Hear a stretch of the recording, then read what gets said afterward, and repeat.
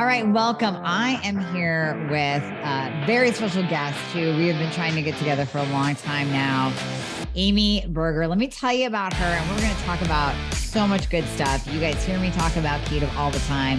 I decided to bring in an expert who knows exactly how to do keto without the crazy. So Amy Berger, MS, CNS. She's a U.S. Air Force veteran, badass. That's why we love having her on here. And certified nutrition specialist who helps people do keto without the crazy. She writes about a wide range of health and nutrition related topics, such as insulin, big topic on here, weight loss, huge topic, diabetes, Alzheimer's, thyroid function, and more. She's presented internationally on those issues and is the author of the Alzheimer's Antidote, which many of you know is near and dear to my heart because my mom passed from that, as did her father. So this space is huge. This is why we do keto, right? She wrote The Stall Slayer and co-authored End of Your Carb Confusion, written with Eric Westman, MD. She contributed to the American Nutrition Association's ketogenic diet certification curriculum and serves on the committee that writes the CNS board exam. She works with individual clients. She's the lead nutritionist for Adapt Your Life Academy, where she helps create course content and coaches people through implementing low-carb diets safely and effectively.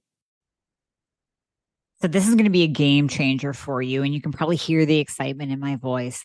The latest introduction, the latest member of the family to the Fixer line is Metabolism Fixer. And this, oh my God, I formulated this just for all my people out there that need to lose weight, that need help in the weight loss department, that can't lose weight no matter what they do, that feel like they have a slow metabolism, and that might be thinking of trying all those peptides out there, you know, the Beverly Hills soccer mom drug of choice for weight loss peptides. Or even if you're on them already and you're like, man, these are really expensive and I'm still not losing weight, add in Metabolism Fixer. Here's what I did. I took the power of T2, which increases your basal metabolic rate while you are sitting there watching Netflix. You're burning fat while you're watching Netflix. I combined it with a very unique patented ingredient called Suppressa. Suppressa has multiple clinical trials backing its efficacy in reducing your appetite, decreasing snacking, and providing way more control over your food intake. It is amazing. We also see improved emotional well-being, just decreased food cravings all around, reduced hunger, and weight management. Add on top of that, we have green tea extract, we have purple forest purple tea extract, both of which affect the metabolism in a very positive way without the jitters of normal fat burning supplements out there from the 1980s and 90s, right? The ones that made you feel like you're having a heart attack. You will not have that in any of my supplements, Thyroid Fixer or Metabolism Fixer. But Metabolism Fixer, ooh, yeah, we kicked it up a notch. It is in powder form, so you can drink it through your day. It's going to flavor your water. We got Orange Crush and Refreshing Citrus. I love them both. It is going to keep you under control all day long. So you throw a couple scoops in your water bottle in the morning, throw a scoop or two in your water bottle throughout the day. You will have fat burning and appetite control the entire day for what? An eighth of a price of the peptides? Oh my God, you can't go wrong. So grab some Metabolism Fixer today. Please let me know how you do on it. I am super excited for you. Super excited. Miss Amy, thank you for joining me. I'm so pumped to have you on today. I am thrilled to be here. I am a huge fan of yours. If there's one thing I'm almost more passionate about than keto, it's thyroid. Nice. Well, right back at you. I'm a huge fan. You do some like kick-ass YouTube videos. So everybody we'll put her YouTube link. We'll go all over that at the end, but we'll put her YouTube link on there. You got to check her out. So Amy, I love the title Keto Without the Crazy because I don't know about you. I'm sure it's what inspired you to write it. I get the deer in the headlights look when I say the word keto. So I've actually stopped saying it. Like now I'm saying low carb. And then I've coined the term pleto, like combining keto and paleo so people don't get freaked out by low carbing. So I don't know where you want to start. Let's just start somewhere. What's been your experience with keto and the people you work with? And I'm just handing it over to you. I coined that motto, Keto Without the Crazy, because when I've been eating this way a long time, and I am low carb. Sometimes I'm very strict keto, sometimes I'm just lowish carb, but I'm always some amount of carbohydrate restriction. So I've been doing this for over 15 years, even close to 20. When I was new to this, Twitter didn't even exist. YouTube, Facebook, Reddit, Instagram, none of these even existed. Like there was the Atkins book and that was it. There was Protein Power. There was a couple of other books. There was like an old school message board. And it was so much easier to learn about how to do this because there was so much less misinformation and conflicting information. I don't envy people that are brand new to it now, because if I was brand new, I would have no idea where to start, who to trust, what to do. So I try to be that voice of simplicity and sanity and like cutting through all the, like, just here's what you need to do, here's why. And then maybe down the line, you need to bring in some bells and whistles, but just to get started, like there's like one or two core things and that's it. Can you define low carb versus keto? Because I think a lot of people do combine those. And for the purpose of our discussion, we need to kind of separate them. Yeah. So it depends on what somebody's goals are. Like imagine that, you and I talk about this all the time. Like, what are you trying to do? So a ketogenic diet, or keto, is just a much, much stricter version of a low carb diet. So low carb is not really formally defined. It's just you're eating a lot less carbohydrate than the average person. A ketogenic diet, a true ketogenic, a lot of people say keto, they're doing more like low carb. Keto is just further carbohydrate restriction. Some people might be as low as 20 or 30 grams a day, which is really strict. Some might be 40 or 50. Some people, you probably know of people doing the carnivore diet now, which is as close to zero carb as you can get. So it's just a spectrum. Some people, depending on their sort of health situation, weight, their metabolic situation, some people need ultra strict keto to really feel their best. Not everybody does. Some people can just kind of go low-ish and they're fine, more like paleo. Right, exactly. And that's where I want to clarify, because I think a lot of people, and we're going to get into this topic of why people do gain weight on keto.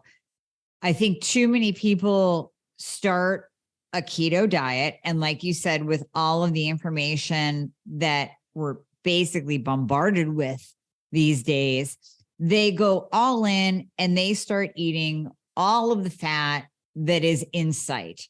I mean, they're putting the heavy whipping cream in their coffee. And not even dirty keto. I was going to say they're eating the cheese and the pork rinds, but they might be getting their fat from really, really good sources, like doing the ribeye and using olive oil and using coconut oil and eating avocados. But it's just too much for their body. So that's why I really wanted you to get into the keto versus low carb differentiation, because I think too many people enter a keto diet the wrong way. So I agree, but the problem is how we define keto or ketogenic, because despite what people hear all the time, keto is not necessarily a high fat diet. What it really is ultra, ultra low carb. Like that's what actually makes ketosis happen. If ketosis happened just from eating fat, well, yeah, pass the butter, pass the cream, and I'll just pour that on my bread and I'll be in ketosis. But it's not the presence of lots of fat that puts you in a ketogenic state. It's the absence of the carbs. So the way that you would go about formulating a keto diet, again, depends on the goals. So let's say like a child with epilepsy. I mean, keto was originally formulated as an epilepsy diet. Some of those kids really do need to mainline the fat. Like in order to prevent their seizures, they have to have 70, 80% fat. Mm-hmm. For the average woman trying to lose 20, 40 pounds, sometimes that works. Most of us are going to get into trouble, even even if we keep the carbs really, really low, if we're overdoing fat, yeah, good luck losing weight, especially if you've got a thyroid problem to contend with on top of it. And I don't want to make people afraid of fat. You can definitely enjoy fat on keto, but just because you're in ketosis or just because your carbs are low doesn't mean you can eat an unlimited amount of fat and still lose weight. Right. Right. Exactly.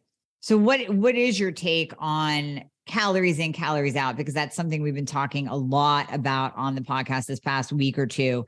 And when it comes to the ketogenic diet, like you define, it is low carb. It's not just eat all the fat that you can possibly consume. What is your take on caloric intake as well, if someone's trying to lose weight? I personally hate tracking. I hate tracking. I hate counting because it can be really crazy making. To me, one of the really nice things about a keto or low carb diet is that when you do it right, you shouldn't have to count. You shouldn't have to like obsess over every little number and every percentage. The way I do it, I don't do macros. I don't do any of that. Not that that can't help some people. Like there may be a time and place. I hate counting calories. I hate it. And I think, again, if you do a low carb or keto diet properly, you shouldn't have to, because it helps to control appetite so well that you kind of naturally decrease the amount you're eating. Mm-hmm. But then there are some of us who overeat or eat for tons of reasons besides actual hunger. So right. That's a problem. Like even if keto or low carb really controls your appetite, well, whoop-de-doo, what do I do at 11 o'clock at night when I'm standing in the pantry and I'm not hungry? I just want to eat something. So I guess the bottom line of that is I don't want people to count calories until and unless they have to. Just get started with keeping the carbs low. Let's make sure you're getting really good nutrition. See how that goes for a little bit. And then if you're stuck, well, maybe you're eating too much. Let's look at exactly what you're eating. Mm-hmm. No, I agree, because I will have a lot of patients that, because they're insulin resistant, we start them on a low carb diet, we start them on keto, and they will say, oh my gosh, I'm gaining weight. And then that's when I'll bring in, let's see how many calories you're actually taking in. Because if you're taking in by accident 3,000 calories, because like you said, you got into a habit, maybe they're overusing fat, which is, it can just disappear so easily. Like it's easy to start my day with 800 calories of heavy whipping cream in my coffee. Yeah. So that's when I'll bring in the calorie counting. So when you do see these fat stalls on a keto low carb diet, what's going on? What are the reasons for them? And before I answer that, I want to say, because you may or may not agree, but women especially, and men too, but women especially, if you're new to a low carb or keto diet, nobody could blame you for eating tons and tons of fat, because first of all, that's what you're hearing in the godforsaken internet. Oh, high fat, high fat. If you're not losing weight, eat more fat. So right. That's what you're being told. But let's say you're coming off of 10, 20, 30 years of calorie counting points, and all of a sudden now you're allowed to have cream and avocado and bacon and cheese. So it's like, it's very normal, I think, and natural to go overboard, but then you have to like recalibrate. So if anyone out there has been in that place, please, there's nothing wrong with you. Like, I think it's totally normal that happened to you. When somebody hits a stall, the first place I'm going to look is carbs. Sometimes people are just eating a lot more carbohydrate. They're eating the keto ice cream and the keto cereal. And so that's number one. And then if you combine that with number two is too much fat, now you're basically on a high carb, high fat diet, which was what made us all sick and overweight in the first place. You're not actually doing a keto diet or low carb. Those are the two biggest culprits. And then if those are looking good, I'll see, is somebody taking a medication that makes them gain weight or that makes it harder to lose weight? And then I'm looking at thyroid. The people who come to me tend to have those metabolic problems, because if low carb or keto was working, they wouldn't need my help. They would just be out there, successful, loving life, weight falling off.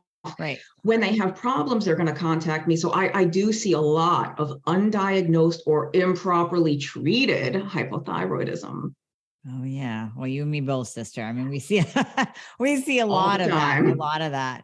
So can you talk to me about how the keto diet can actually benefit thyroid patients? So when you do have someone with a non-optimized thyroid, obviously you're encouraging them to work with somebody that knows what the hell they're doing with the thyroid and can optimize them. And then what are the benefits that you see when you start really working with them nutritionally and their thyroid? There's a lot of myths out there about keto, and the keto kills your thyroid. If you have low thyroid, don't do keto or low carb. Get into that in a minute. But keto, again, when done properly, I see keto does not fix everybody's thyroid problems. Like sometimes you still need medicine, but for some people, especially, this seems to be more common specifically with Hashimoto's, any type of autoimmune. Keto or low carb tends to be really beneficial for that. I mean, I've seen people be able to decrease and eventually stop thyroid medicine after doing a keto or carnivore diet. Maybe it's because, I don't know, there's less inflammation, or they're eating more protein, maybe. So their whole hormonal, I know you're big on protein too. Mm-hmm. Their whole hormonal situation is getting better. Even the fat too, maybe the combination of protein and fat. Let's say we've got some woman who thought she was doing everything right, exercising all the time, eating low fat, eating rice cakes. Well, no wonder she's got a thyroid problem. Right. Now we start feeding her real food, nutrition. Her body's getting what it needs. Everything starts to come back online, so to speak.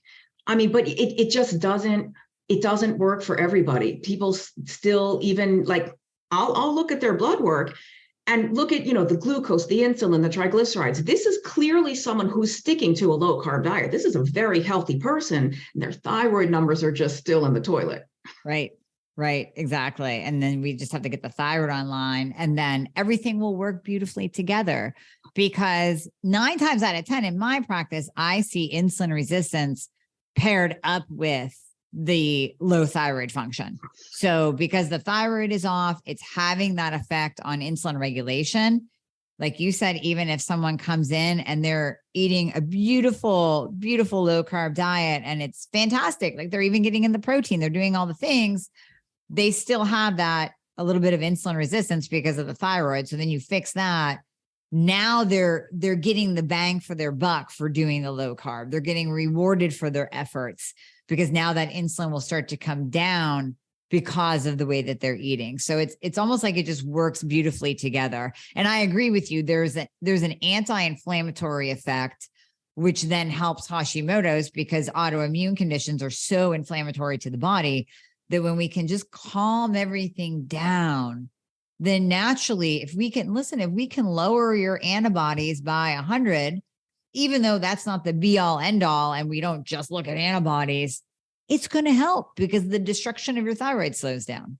Yeah, could not agree more. I mean, the insulin and the thyroid, it is, I don't want to oversell, but it is kind of magical when everything kind of comes into place. And I mean, I know from my own, like everyone out there, if you're not familiar with me, I'm on thyroid medicine myself. I have a thyroid. Keto did not fix me, but when everything is optimized, I am physically and mentally and emotionally a different person. Right. It's like night and day how I feel when everything is good versus when it's kind of off. And I don't know how deeply we want to get into this, but when I said there's a lot of misinformation about low carb and keto diets and thyroid, we do see people run into problems sometimes. Let's say like they've been on keto for a while and then they develop a thyroid problem. I don't think that's because of a low carb or keto diet by itself. I anyway tend to see that in people who are under eating and over exercising. Mm-hmm. and eating, this much carbohydrate. Like, as much as I love keto, it's not appropriate for everybody, right? If you're doing CrossFit 87 times a week, good luck feeling your best and having good thyroid function on like 4 grams of carbohydrate a day. Right. And they're refueling with 3 ounces of chicken breast. And it's like, okay, the problem here isn't keto, it's that you're starving. Right. So yes. I don't think anyone needs to be like outright afraid or worried, like, well, I can't do keto or low carb because I have a thyroid problem, or what if I develop one? It's not that way of eating by itself that makes that happen. Oh, I'm so happy you said that. And let's go down that hole of the different myths associated with doing keto and the thyroid, because I have seen some studies, and we could, studies in and of themselves, how biased are they, who did it, who funded it. But I have seen some studies that show that if you are on a very low carbohydrate diet for an extended period of time, that your T3 can go in the tank. Now, I am pretty much identical to you. I am on thyroid medication. All my listeners know that.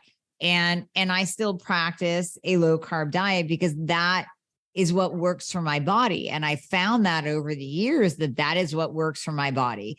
If I go off of that, like you said, I don't feel well. So I always come back to it, even if I do have moments of going off.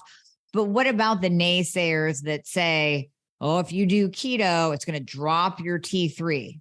I have seen research suggesting that. I have also heard one of the world's foremost researchers on low carb diets, that's Dr. Stephen Phinney, just the man is a genius. He has suggested, and this is speculation, we don't know, but it's possible that the way that this way of eating changes your metabolism, you become more sensitive to T3, so you require less to get the same effect. That's just a hypothesis. We don't know for sure. My concern, and I'm a huge fan of your podcast. I've heard you say this a million times. I don't care what the T3 is. I care how you feel. I don't care if your T3 decreased, if you feel perfectly well and you have no signs or symptoms of low thyroid. Right. Exactly. To me, that's the bottom line. And I'm the same way. It's like, I know that the thyroid med dose that I'm on, the T3 that I'm on is working. I'm optimal. If there's ever a point in time where I slip into a weight gain, fatigued, constipated, hypothyroid state, I'll check myself and I'll see, maybe I need an increase or maybe I need to do something over here. But the bottom line is, we know, and very tied into what you said, Amy, is high insulin will drive up reverse T3.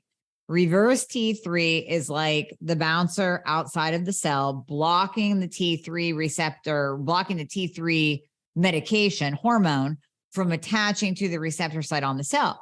So we can just trace it back. High carb eating drives up insulin. Insulin drives up reverse T3. Reverse T3 being high will block T3's mechanism at the cell level.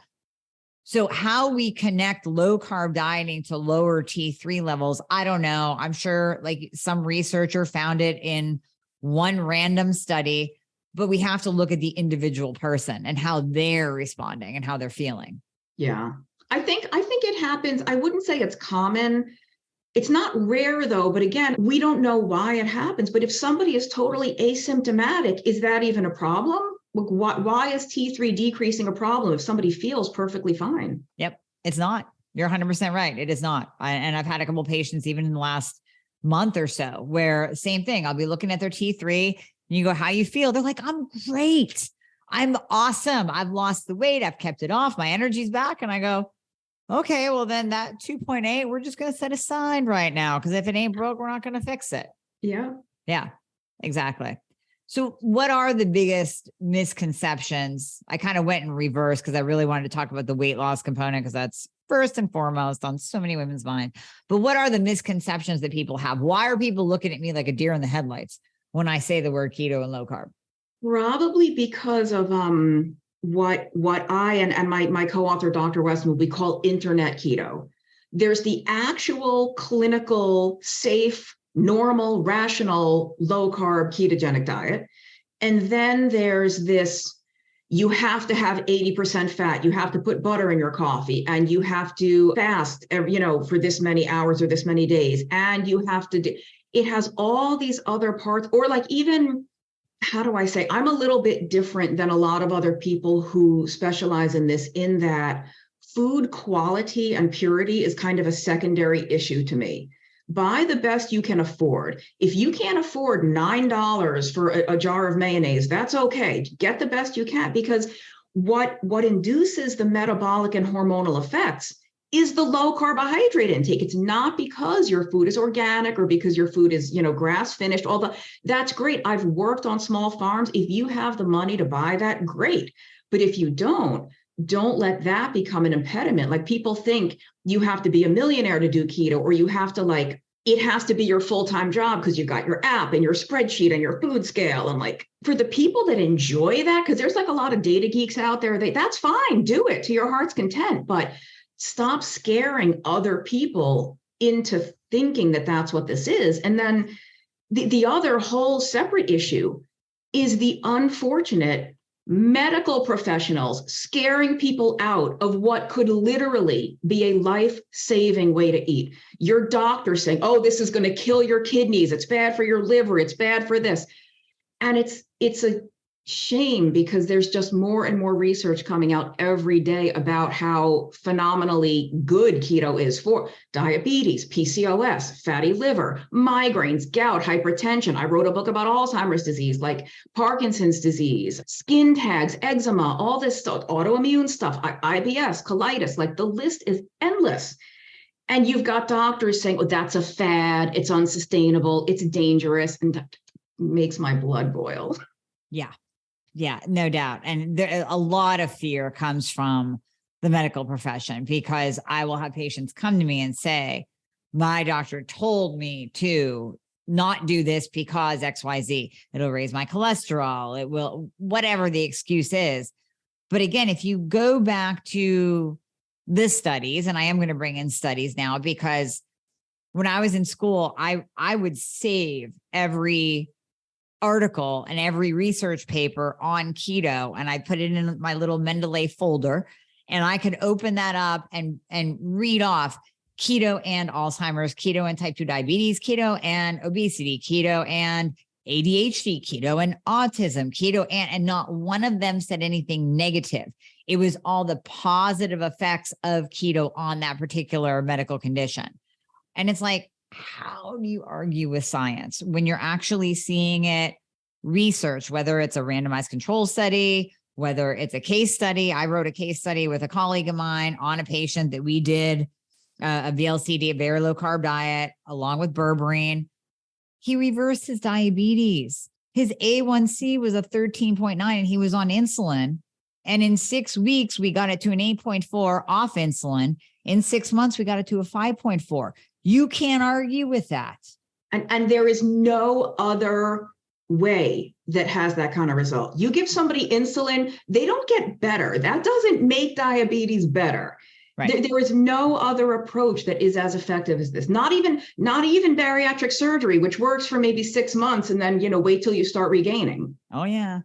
Many of them regain. I see them too. What are your thoughts on berberine and using it with a keto diet? Do you like it? Not like it? Not care? No, I have done some research. I mean, not like original research, but reading the literature and stuff. I think berberine is probably one of the few supplements that really does actually seem to live up to the hype. It does seem to kind of be very effective. I just think if you're doing keto really well, you don't need the berberine, but I don't think there's any harm in taking it, especially if somebody has really out of control diabetes. I don't think there's anything wrong with starting them off with keto and berberine, but you can reverse type 2 diabetes without the berberine, but I think it's fine to take. Yeah. Yeah, no, I agree. I think it's nice because it curbs carb and sugar cravings, especially when you're first starting them out. So if they are coming from that standard American diet of high carb eating, then transitioning them, it really does help with the cravings as well. And you had mentioned tracking, like all the data, collecting it. What are your thoughts on using something like a Keto Mojo or a CGM, just something as simple as a CGM to track your glucose? So that I like better than tracking and weighing and measuring food, because that sort of gives you irrefutable data. Like if you've got a CGM on, you'll find out what that keto granola bar is doing to your blood sugar. Or most of the time, I recommend against measuring ketones, and unless if you have diabetes, yes, please check your blood sugar, especially if you're on insulin and meds, like as you would just, sure. If you don't have diabetes, you can still check. Here's what I tell people. I'm not opposed to checking and measuring. I'm opposed to measuring when you don't understand how to interpret the numbers you see, because I have people freaking out about perfectly normal human physiology. Like maybe they have a little bit of dawn phenomenon. Their blood sugar is 106 in the morning and they're terrified. Or when you do a very intense workout, your blood sugar is probably going to rise. That's okay. That's what your body's supposed to do. And people kind of don't understand that your glucose doesn't have to be an absolute flat line. Little ups and downs are normal. We just don't want these huge spikes. The ketone numbers, I mean, I'm friends with the people who created Keto Mojo. I think it's a great product. These things can all be really useful when they're used in like a sensible way. I just see so many people using them. My ketones were only 0.4. What am I doing wrong? Or like, how do I get my ketones higher? Well, why do you want higher ketones? Like, what are we trying to do here? So it's a mixed bag. I think they, like any other technology, they can be really helpful, but they can also make you a little nuts. Yeah. Yeah. No, yeah. You can get some orthorexia by looking at the numbers. And just, it's funny that you said that. Literally just today, I answered a question about a patient freaking out. I have these high glucose numbers from my CGM in the morning.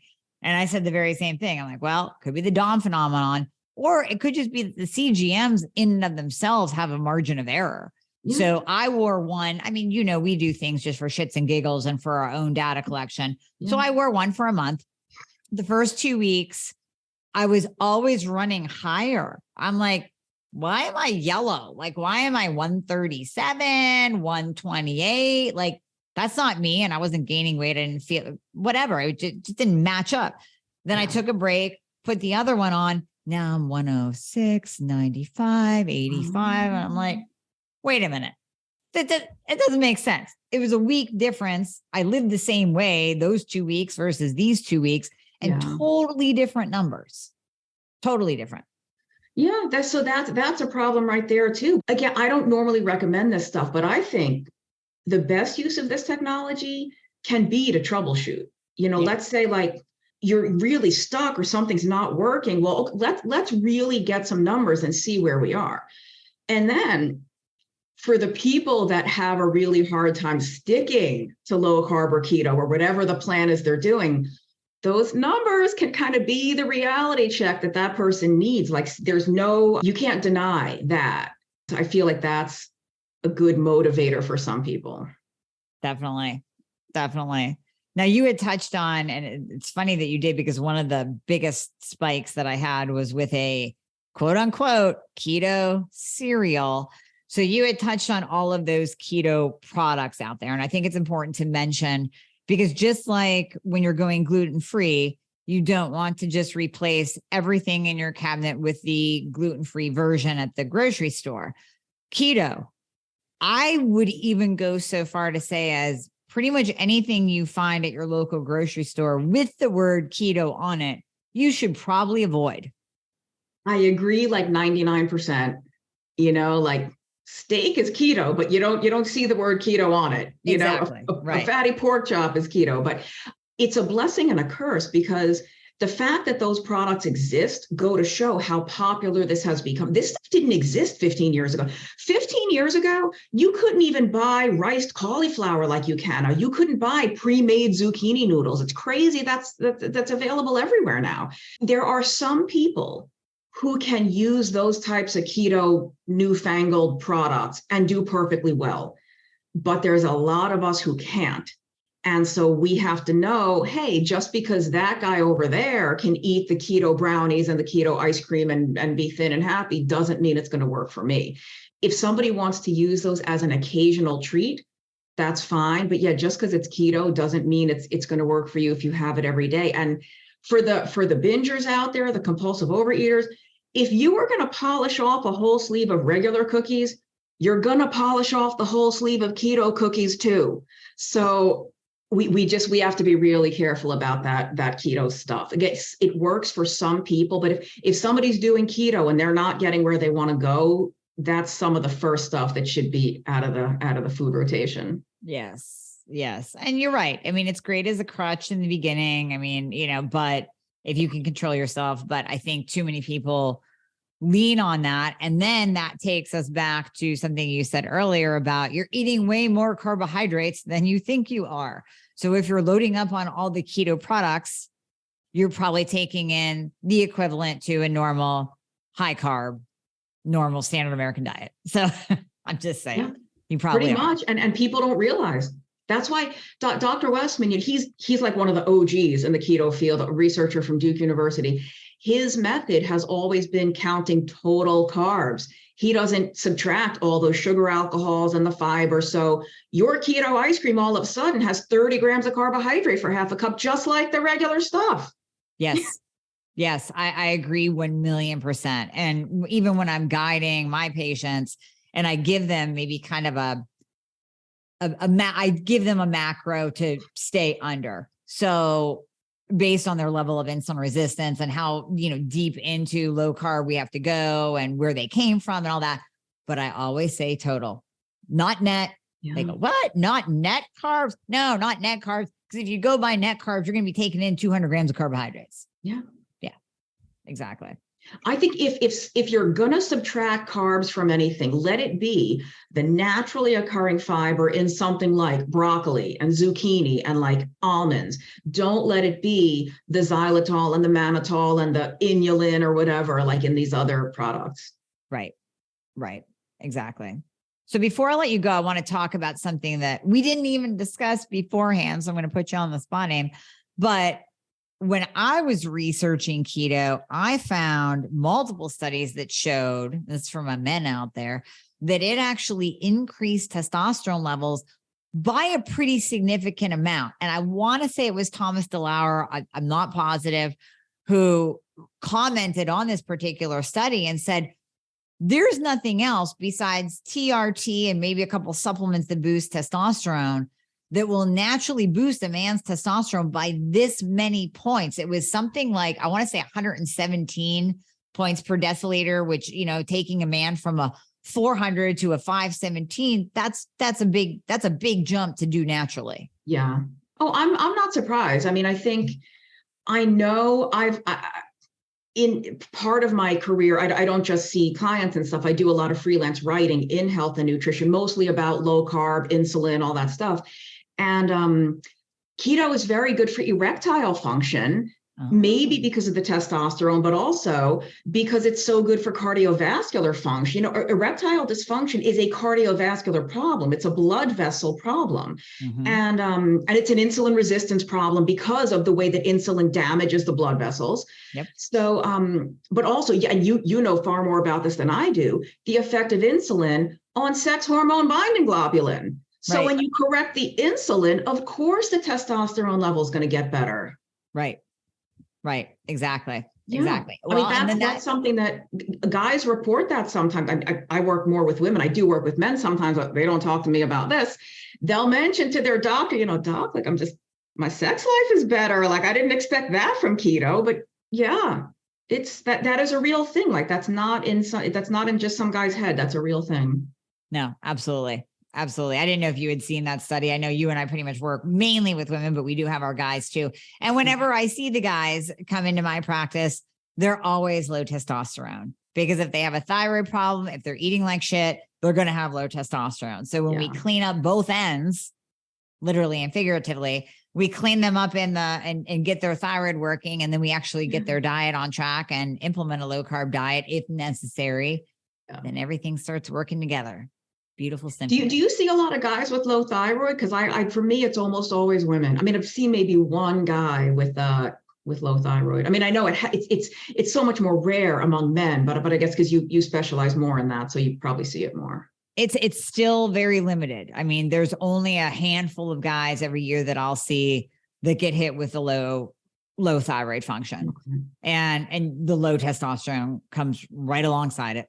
Just like high insulin comes alongside low thyroid function, low testosterone comes with the guys. So that's the pattern. I'm fascinated by the fact that in men and women, the chronically high insulin has the opposite effect, right? In men, it lowers testosterone. In women, it raises it. And that's what PCOS is. Yep. That's so interesting to me. That is interesting. That would be a whole nother rabbit hole so somebody's got to do a dissertation on that. Exactly. Yeah. We're just putting it out there because we don't have the time. So somebody else out there listening. Yes. So somebody please look into that. Let us know. Well, Amy, thank you so much for your time today. So please tell people, I already mentioned your kick-ass YouTube channel, which is amazing. Thank so you. Tell people where they can find you if they want to work with you or you taking new clients. My official website is in terrible need of an upgrade, so I'm going to point people somewhere else. My second book that's all about breaking fat loss stalls is called The Stall Slayer. So go to stallslayer.com and there's a work with me section if you'd book a consultation, but stallslayer.com. And then I'm on Twitter. That's my most active social media is probably Twitter. And my handle is Tuit Nutrition, TUIT, Tuit Nutrition. Mm-hmm. And YouTube is my blog. So it's tuitnutrition.com. My website is just really out of date. I need to update it desperately. That's but right. I've been writing blogs for years and years. So if people want to go back and read articles, it's there. Oh yeah. Some people still love to read articles. I'm more audible. So I'll go to your YouTube channel. I'll listen to an interview with you on a podcast, but hey, some people do still read. So we got to have those blogs out there for the readers. Exactly. And we're going to have all the links in the show notes. So nobody has to actually remember that and write it down. Just click the show notes. They're in there. But can I just take 1 second? Yes. I just want people to know I'm writing my 4th book right now, and it's all about thyroid. It's not a keto book, but you all, if you're listening to Amy Horn in the podcast, I found this fantastic woman several months ago. I don't know how. I came across the Thyroid Fixer podcast, and I listened to a few episodes, and I about fell out of my chair because I thought, oh my God, somebody finally gets it. Somebody is saying exactly the right thing, exactly the truth, exactly what people need to hear. And I was like, what? So totally kindred spirits. It is as your patients and so many people listening know, it's so difficult to find a professional who understands this. And so it's just so refreshing to know that you are out there and you can help people, because there are so many people out there desperate for help with thyroid, and fortunately, they're not getting it from their doctors.